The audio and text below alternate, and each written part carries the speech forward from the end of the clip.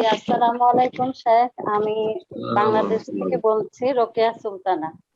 জি, আমার প্রশ্নটা হচ্ছে খাবারের শেষে একটা দোয়া আছে, আলহামদুলিল্লাহিল্লাযী আত'আমানি হাযা ওয়া রাযাকানিহি মিন গায়রি হাওলিন মিন্নি ওয়ালা কুওয়া। জি, এই দোয়াটা কি পড়া যাবে? আর হ্যাঁ, এই দোয়াটা সহিহ, এই দোয়া হচ্ছে সহিহ।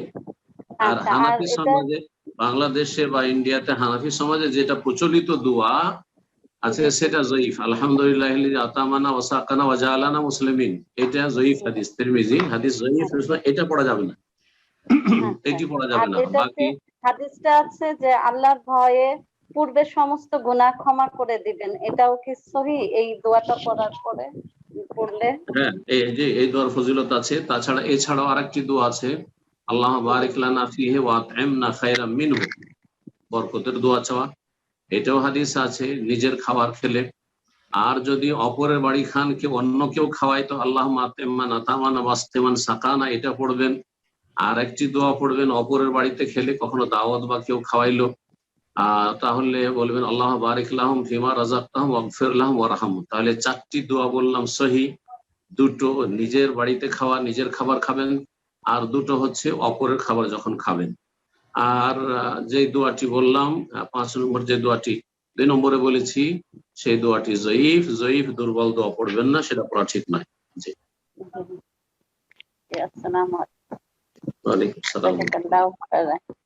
আসসালামু আলাইকুম শাইখ। আসসালামু আলাইকুম ওয়া রাহমাতুল্লাহি ওয়া বারাকাতুহু। জি শাইখ, আমি বাংলাদেশ থেকে বলতেছি। আমার প্রশ্ন ছিল, কিছু ইখওয়ানি ভাইরা আছে যারা হচ্ছে শাইখ আলবানী রাহিমাহুল্লাহকে ইরজাগ্রস্ত বলে। তার হচ্ছে একটা অডিও ক্যাসেটের হচ্ছে ইরজাগ্রস্ত। তা শাইখের একটা আলবানীকে কি আর ইখওয়ানিরা পছন্দ করবে? কখনো পছন্দ করবে না। জি, কখনো পছন্দ করবে না। তো এটা আবার কিসের প্রশ্ন আছে? সবসময় মনে রাখতে হবে যে কোরআন সুন্নাহর অনুসারী আলেমদেরকে যারা পছন্দ করে না, তারা মুবতাদিয়া বিদআতি।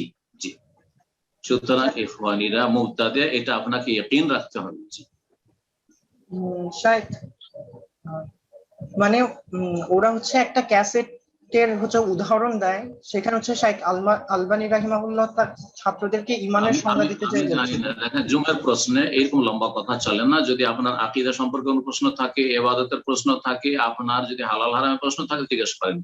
আলবানীকে কে বললো, কে গাল দিল, কে আমাকে গাল দিল, আর কোন ব্যক্তি সম্পর্কে একজন জুবাইর যাই জিজ্ঞেস করলেন, আর একজন আলবানীকে কে কি বলেছে, এসব প্রশ্ন এখানে বর্জনীয়।